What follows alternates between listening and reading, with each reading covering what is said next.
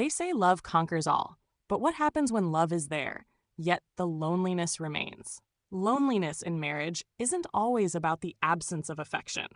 Sometimes it's the absence of connection.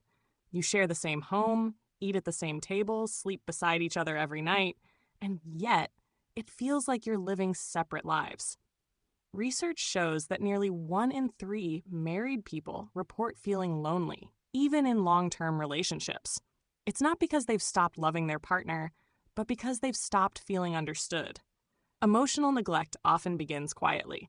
A missed conversation here, a distracted dinner there, until one day you realize the silence between you has become louder than words.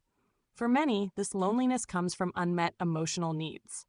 When communication turns into routine, when affection becomes automatic, and when deeper feelings are left unspoken, connection slowly fades. You start missing the person who's right beside you. And this silence hurts more than being single, because you once had someone who used to see you. Psychologists call this emotional isolation within relationships. It's a hidden pain that eats away at your sense of belonging and self-worth. But here's the truth. Loneliness in marriage doesn't mean love has failed. It means connection needs to be rebuilt.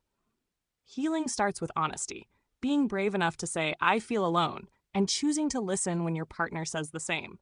Sometimes it's small gestures that open the door again, sharing a quiet moment without phones, expressing gratitude, or simply asking, "How are you really feeling?" And if the distance feels too big to bridge alone, seeking counseling or relationship support isn't a sign of weakness. It's a sign of commitment to growth. Because love isn't enough when it's not nurtured. But when love is met with effort, empathy, and presence, connection can find its way back.